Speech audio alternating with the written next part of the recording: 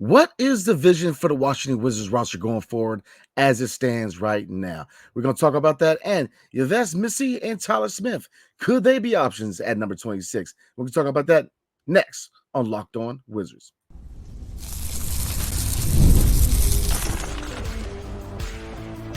You are Locked On Wizards, your daily Washington Wizards podcast, part of the Locked On Podcast Network. Your team every day. What's good, everybody? It's your boy Brandon Scott again, and I appreciate you guys making Locked On Wizards your first listen every single day. We are free and available wherever you get your podcasts and on YouTube, part of the Locked On Podcast Network, your team every single day. And tonight's episode is brought to you by Gametime. Download the Gametime app, create an account, and use promo code Locked On NBA for $20 off your first purchase. Terms apply. So, what is the vision for the Wizards roster as it stands looking towards the future? Obviously, it's subject to change after the draft and free agency, even though we're not going to be very active in free agency. But as the roster stands, who is definitely gone, who is here now but maybe gone later, and who's a future piece? And then we're going to get into Yves Missi, a center out of Baylor, and Tyler Smith from the G League Ignite, and see could they be options in the NBA draft this year. So let's get into it. What is the vision for the Wizards roster going forward as it stands? So, I mean, there's a lot of questions. Obviously, I do see this team getting younger this season. Obviously, if you look at veterans that are kind of in the gray area on the fringe, looking at Tyus Jones, looking at Kyle Kuzma, could he potentially get moved? Landry Shamet and Jordan Poole, where he's still a young guy, but is still considered a vet, obviously coming over from a championship team. So let's get into the depth chart and let's look at who is gone, who could be here for the time being, and who is definitely a future piece. So let's get into it. So let's start with a category of who is definitely gone or who could be gone. So let's get right into it. Tyus Jones. Now, Tyus Jones, is he officially gone? Now, I will say this. No, he's looking for starter money. He's looking to definitely be a starter. And, could he be a starter in DC? Yes. Now, that will probably push Jordan Poole to the six-man role, which he actually filled that role pretty well this previous season when he was reverted back to the six-man role as opposed to being the starting two guard. So I think it could work. Now, why would the Wizards do that? Well, a big reason why the Wizards would retain Tyus Jones is one, he's shown that he can be a point guard for a rebuilding team and be that floor general to set guys up to succeed on the outside, whether it's Bilal Coulibaly, which is, whether it's Denny Avdia, Kyle Kuzma, or Corey Kispert. He's a guy who's going to look to get other people involved first, be that floor general. And I think he could definitely get a lot out of guys like Denny, who's finally broken out offensively. He could definitely get stuff out of Bilal and Corey Kispert, especially looking at the other guys like Marvin Bagley III and Kyle Kuzma if he's still on the team. So he could definitely fulfill that role as being a floor general for a rebuilding team. Now, what is his price tag? That's the big question, and we're definitely going to find out more about that going forward. But Jordan Poole, why would they revert him back to the six-man role? Easy, because you're trying to boost his value up to eventually move him. Now, there were rumors within the organization and signs pointing towards the front office really liking Jordan Poole. And if you look at his age, if you look at his skill set, he fits his timeline. He hasn't his prime yet, and he's shown that he has all-star potential. So, that's why looking at Tyus Jones, with them moving him, or not moving him, but retaining him, that would have to revert Jordan Poole back to the six-man role because, again, we all know how a backcourt of Tyus Jones and Jordan Poole plays out, and is an undersized, non-defensive backcourt. So I think that if you retain Tyus Jones, you definitely have to revert Jordan Poole back to six-man role. If he's the future, they're not going to do that. If they're trying to boost his value, they may very well do that. So they can boost his value enough to trade him. And I think that, for a contending team, he could definitely, if shown if he could be a consistent threat offensively and show up other areas of the game, I think that he could be a nice six-man on the contending team. So, like I said, I like Jordan Poole. I can see him definitely being the future in DC, if not the immediate future. But here's the thing, with his contract, they very well could look to try to boost his trade value and move him also at some point, whether it's next year or the trade deadline, or beyond. So we'll see on that front. But do I retain Tyus Jones? I definitely think that you try to play Poole at point guard. Now, is Poole the point guard of the future? Opinions differ. I think that if he shows certain milestones, certain if he makes certain advancements in his game, that he very well could be the guy at point guard going forward. But Tyus Jones depends on his price tag. I think you want to get younger at this point. Now, I think he can do the job, but you definitely go younger. So I think you look to go to Jordan Poole, or maybe go in the draft and get a prospect. But I think you go younger at point guard. Now, it's not to say you don't try to do a sign and trade. I think that Will Dawkins should definitely try to see if he can arrange a sign and trade with another team, maybe get an asset back for Tyus Jones and not see him walk away for free. But I think that the ship is sailed as far as Tyus Jones, and I get it. He fulfilled his role as a floor general, and I know he's comfortable here, his family's comfortable here, but the NBA is a business, and I think that they definitely need to go younger and definitely see what Jordan Poole can do at point guard, and maybe go get a young prospect in the draft, whether it's an Isaiah Collier, or maybe they take a chance on the Nikola Topic, even though with the knee injury, maybe he could definitely be a long-term prospect. See how the injury goes and see if they can work with him. But I think that you go younger at point guard. So I think that Tyus Jones is gone. Maybe you get a sign and trade, but I think he is definitely gone. Another candidate that I think is definitely on his way out is Landry Shamet. Now, if you look at his contract, man, it is non-guaranteed next year. So I think the Wizards move on. Now, I did enjoy Landry Shamet here in DC. He's athletic. He shoots three. He's a guy who's got a little ups on him, man. He can definitely drive the lane and dunk some folk. But I think that looking at two guard and maybe the wing on the second unit, man, I think it's best served to bring, to give those minutes to maybe Johnny Davis, see what you got in him, see if Patrick Baldwin Jr. at the three, depending if you bring another piece to play the 4 and second unit. But I definitely think it's time to do a youth movement, especially when it comes to Landry Shamet. I think it's time to move on. Like I said, he played good basketball here in DC, and I think that he should definitely get a chance to, get a contract with a contending team and see if he can get in the ring, because he was a good player here. And like I said, if this was not a rebuilding team, I would want a role guy like Landry Shamet, because he's shown that he could be that microwave scorer off the bench. He's got athleticism, and he's a dog. But I think right now, with this being going into year 2 of a rebuild, right now is the time to, start a youth movement overall, in my opinion. So I'm gonna say he's gone. Now, so looking at some other people, Jared Butler, his contract is non-guaranteed. He did get an NBA standard contract, but it is non-guaranteed next year. So could they move on from him? I think he's definitely a safety valve. If you don't get a guard for the second unit in the draft or free agency, you got a guy who's already within your organization and shown he can play. So it's kind of in the gray area with Jared Butler. I want to say he's gone because his contract is non-guaranteed, but he very well could be here for the time being. So he's kind of within the categories of gone and here now for the time being. Looking at the roster. So looking at the depth chart, that to me, as far as pretty much on their way out, those are the guys that I see on their way out. So we're going to get into a few guys for here for the time being. And we're going to start with Kyle Kuzma. Obviously, he's definitely here for the time being. At some point, he's going to get moved.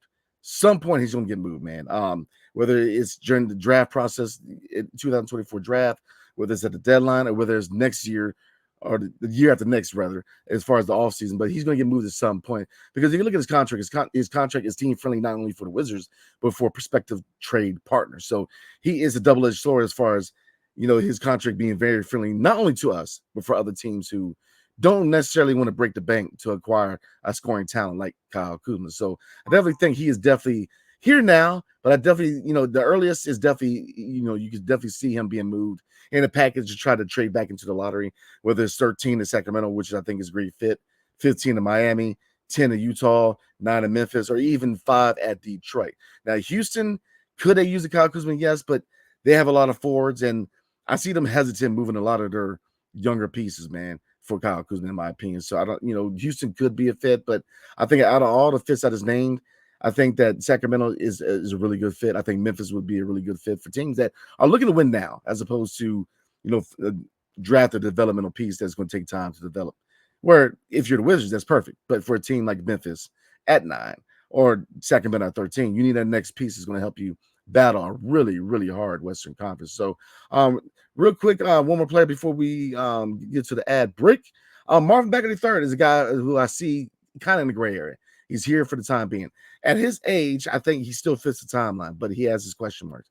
Injury history, high, not having a low motor. Now, I'll say this, and I said it in the previous episode, that if he proves to be healthy, especially long term, and if he's proven to evolve and become better within Brian Keefe's system, if you look at his age and you look at the fact that when he came to DC, he showed up the issues with rebounding, interior defense, interior scoring. He can shoot the mid range and he can shoot the 3-point shot. So he's definitely a young asset that if he can prove that he's healthy long term, and if he can prove that he can continue to develop and evolve, I think he definitely should be a guy that they should consider to extend. Now, obviously, this is a proven season for Marvin Bagley III, but if he has proven that he can be that nice young piece for this team, I think you definitely talk to him about an extension. So I got some more guys to talk about who are here on the here now, and then we're gonna look at the future pieces. But before we do, tonight's episode is brought to you by Gametime. So as you guys know, I go to games year round. Baseball season, I'm going to the O's games at Camden Yards, Nats games at Nats Park. I go to minor league games all the time. Football season, Commanders and James Madison University. And then in basketball, obviously George Mason in college and my beloved Washington Wizards in the NBA. But, DC Defenders, concerts, I'm always going out and doing stuff, man. So I have a lot of experience with all apps as far as sports or theater shows, right? So why would I put Gametime up there as opposed to other apps? Easy. Several reasons. Number one, last minute deals. You can save up to 60% off buying last minute tickets, not only for sports games, but for concerts, comedy shows, theater events, etc. All in pricing. Toggling does feature shows the total up front. No surprise fees at checkout. I mean, you know who y'all are, man, who do that. And lowest price guaranteed, or Gametime will credit you 110% of the difference. So, look, all you have to do is download the Gametime app, create an account, and use promo code LOCKEDONNBA for $20 off your first purchase. Terms apply. Again, create an account and redeem code LOCKEDONNBA for $20 off your first purchase. Download Gametime today. Last minute tickets, lowest price guaranteed. Are you watching Fox Sports or ESPN on your TV all day long? Have to turn down the volume with all that shouting? Make the switch to Locked On Sports today. A free 24/7 sports streaming channel program for you every day to bring you the biggest stories without all the screaming.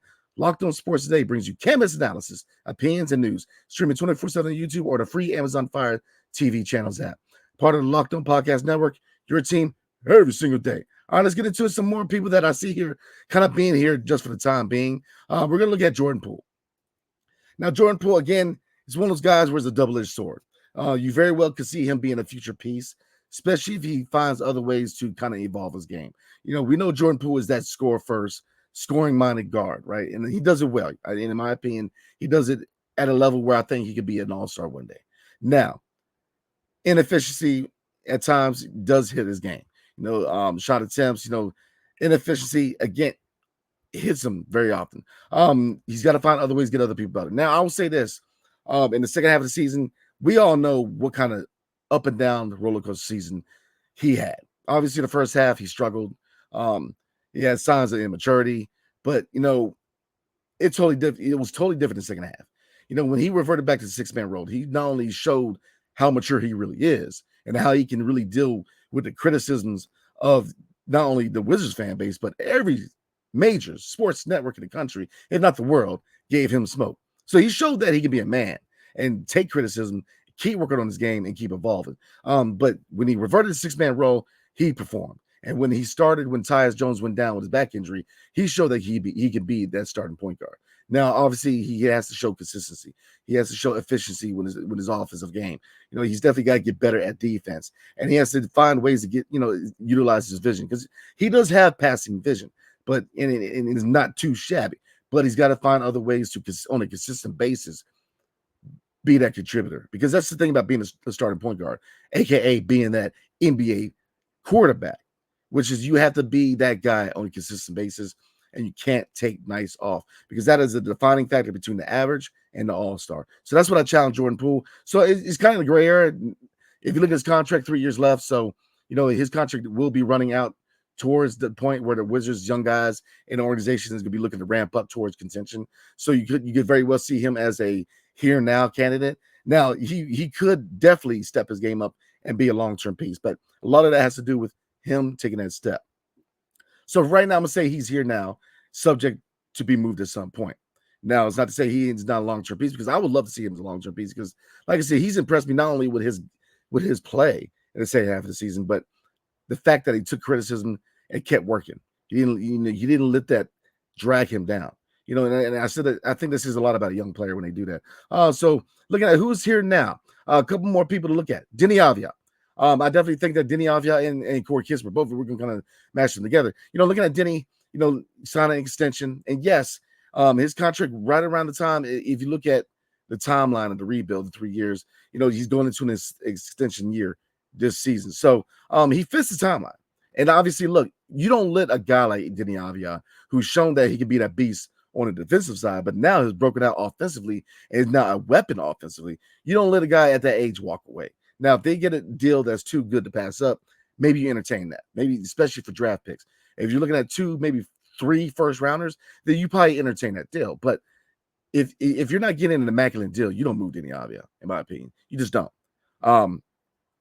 So looking at Denny, like I said, here now for the time being, but his contract, his age, his skill set all fits the timeline.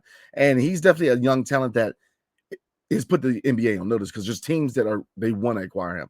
OKC, look, that says a lot when Oklahoma City, which is a team who is a playoff team, who's challenging for that crown in the Western Conference.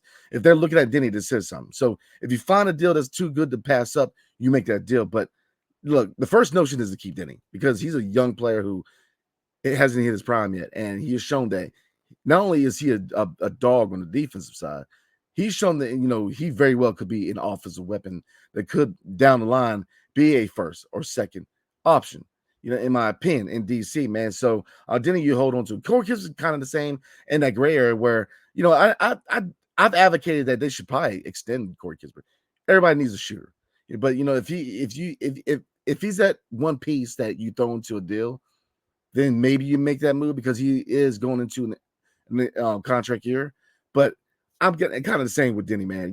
Corey Kispert, you need a high basketball IQ shooter, a guy who's shown that he can, drive to the basket. A guy, he's shown that he can provide other elements in the game. Now, defensively, you definitely want to see him put a lot more effort towards defense, even though he has taken steps. He has improved defensively. So if he's part of a deal that is too good to pass up, you make that move. But, look, I think he's a good part of the future. So I put him in the category here now, but I definitely think that he can slide into a future piece, man. And really, both him and Denny are future pieces. Like I said, I put him in the here now category, but if the deal is too good to pass up, yes, you make that move. But other than that, they're future pieces, in my opinion. So looking at the rest of the roster, because we still have talk about Bilal. We're going to talk about Tristan Vucevic, Patrick Baldwin Jr., and I think that's about it. We can cover Rashawn Holmes at the end, even though it really is dependent on his player option. So final category before we move on, everybody, who is part of the future? And now it's easy to say Bilal, but I'm going to hold off on Bilal. I've already mentioned Denny and Corey Kispert. Yes, they're in kind of the gray area where, looking at their contract situations, Denny's got a very friendly contract, and Corey Kispert's going to an expiring contract in the contract year. If the deal is too good to pass up, you make that move. But in my mind, they're future pieces. So is Bilal Coulibaly.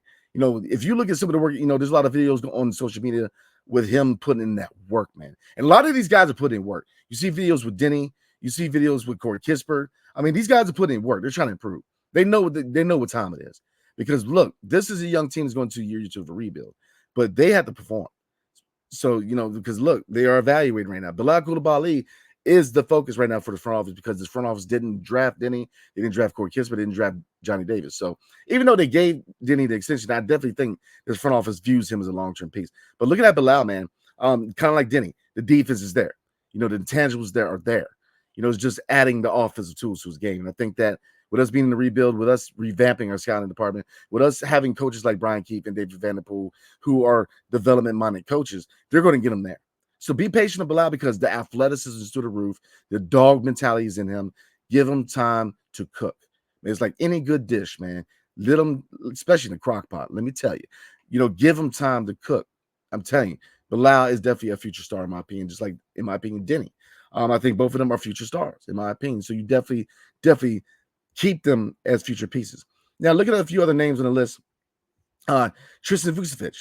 He is definitely a future piece, but with him being a second-round pick, with him having a 2-year contract, kind of like Marvin Bagley, where we covered where this is kind of a is like a prove-it year. I think it's the same thing with Tristan Vucevic, where this is a prove-it year because this is year 2 of a 2-year contract. So if they indeed want to extend him, he's got to show some kind of progression. And there's a very small sample size. That's why I think that him getting a full season, he's going to have to pick it up relatively quick. I think he will, man. He came into the situation in DC already polished offensively. Now, is there areas where he needs to improve? Absolutely, especially mid range, back to the basket, scoring in the paint, stuff like that. Not only being a lob threat and a 3-point shooter, you definitely want to see him play with his back to his basket, have post moves, definitely develop a mid range shot. But I think that he's definitely part of the future. I think that with a full season with consistent minutes, I think that he very well could be. We'll see if a center starter of the future, but for right now, I definitely think he is center depth for the future for the Washington Wizards. All right, so one more name I'm gonna cover real quick: Patrick Baldwin Jr. Now, I think kind of like Marvin Bagley III and Tristan Vucevic, this is the proven year. He's got to show that he can contribute outside of shooting threes. Patrick Baldwin Jr., aka PBJ, man, he's a shooter, he's a scorer, and he's shown that he can go in there and get rebounds. His rebounding numbers went up, but you definitely want to see a more all-around game for him this season. So, this is a proven year for him because look, the Wizards could potentially bring in 3 to 4 players in this draft. Especially if they trade back in and retain number 26 and number 51 in the second round, they very well could bring in 4 players. So you're going to see a major overhaul of this roster. You're going to see a youth movement. So you guys definitely comment below. Let me know what you're thinking. What players are definitely out of DC? What players do you see are kind of being here now, maybe gone later? And what are the future pieces in DC? You guys comment below. Let me know what you're thinking. All right. So we're going to get into Yves Missi, the center out of Baylor. But before we do, tonight's episode is brought to you by PrizePicks. So, what is PrizePicks? Well, easy if you're wondering.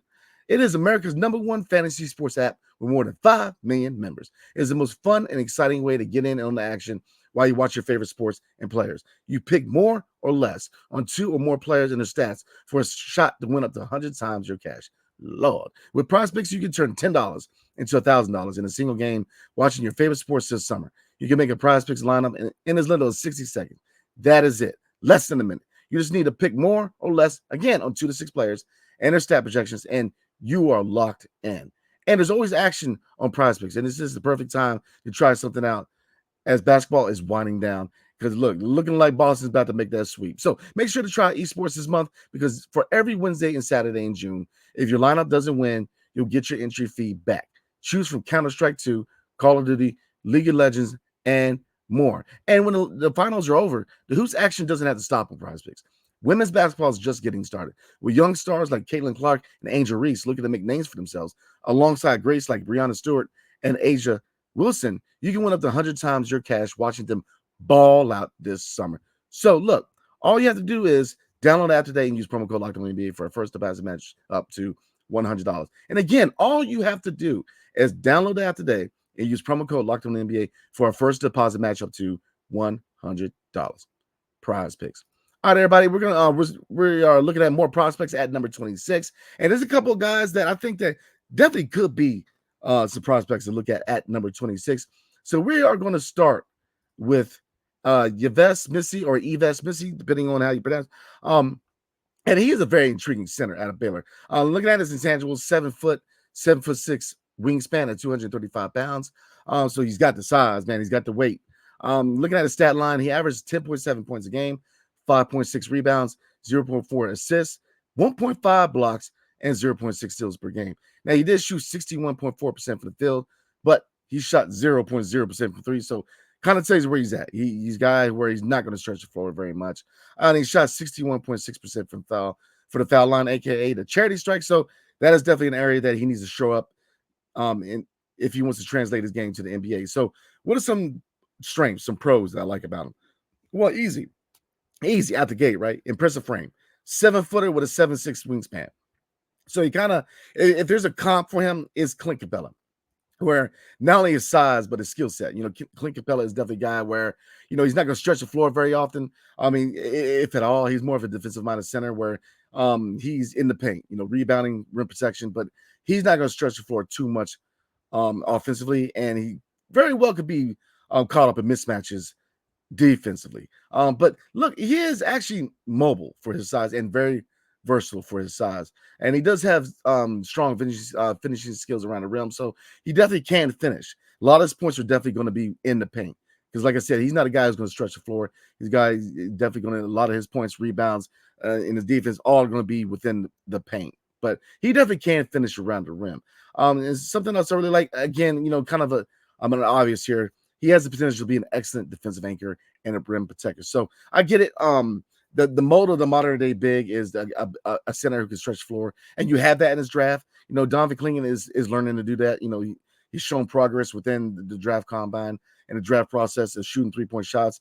Zach Edey, Khalil Ware are guys that are offensive minded centers who can rim protect, but their offensive game is a lot more flourishing. They can stretch the floor and have more capability. But if you look at a guy like Missi, man, he's very limited offensively.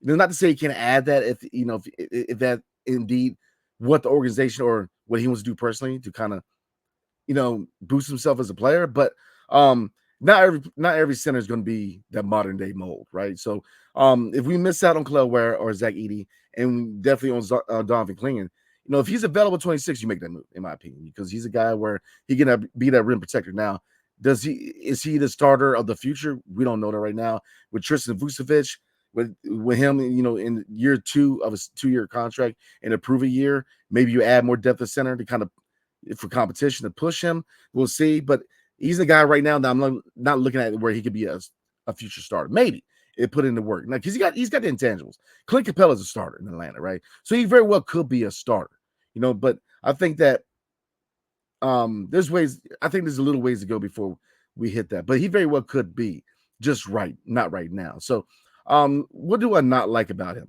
I mean, we kind of already covered it. His cons are he's very limited offensively and range outside the paint, very, very limited.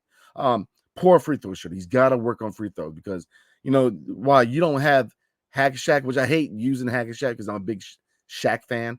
But, gone are the days where you can just hack the center and send them to the free throw line. You can, but, it's not Hack Shack anymore. But, he definitely has to work on, at the charity strike. He's got to get better at free throws. And a couple things that other things that I don't like about him is passing ability. He lacks the passing ability, and I mean he's mostly a dunker. I mean whether it's a lob threat or scoring within the paint, man. He's looking to dunk first. He can finish, but most of the time he's looking to dunk. So very limited offensively, and he struggles with defending switches, which you see that with a lot of your centers. Your Andre Drummond is another guy who struggles with the defensive switches. So it's very common with 7-footers, especially 7-foot centers who aren't as swift on their feet as other guys. If you look at Khalil Ware, he's very swift on his feet. Zach Edey is very swift on his feet. You say the same thing about Donovan Clingan to a certain degree. But I do like Yves Missi. It's just I think he's going to take a little development, a little bit of work, man. But I think that at 26, man, like I said, if we miss out on every other prospect at 26, I think you make that move because I think we definitely come out of this draft with a center. Like I said, if we miss out on Khalil Ware, I will be disappointed.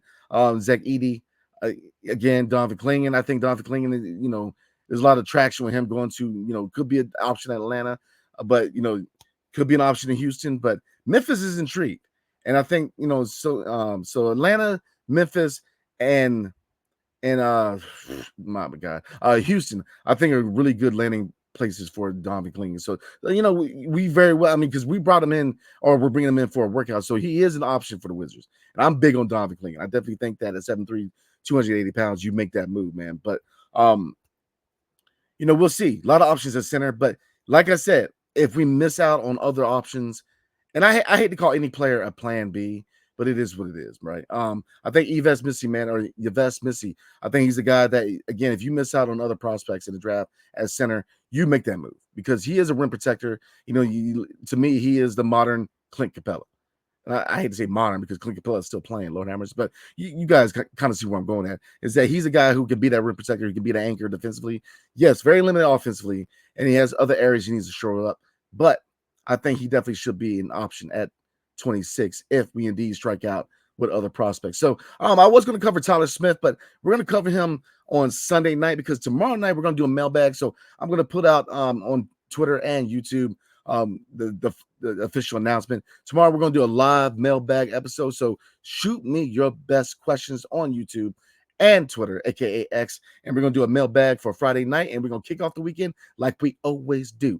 So Sunday night we're gonna go over Tyler Smith real quick at 26, and we're gonna look at prospects around 51 because we don't talk enough about the 51st pick in the second round. And Tristan Vucevic said, look, y'all need to pay a little more attention to that second round. So, again, appreciate you guys, man. Definitely comment below. Let me know what you guys are thinking as far as what players, as far as the vision of this roster going forward as it stands right now.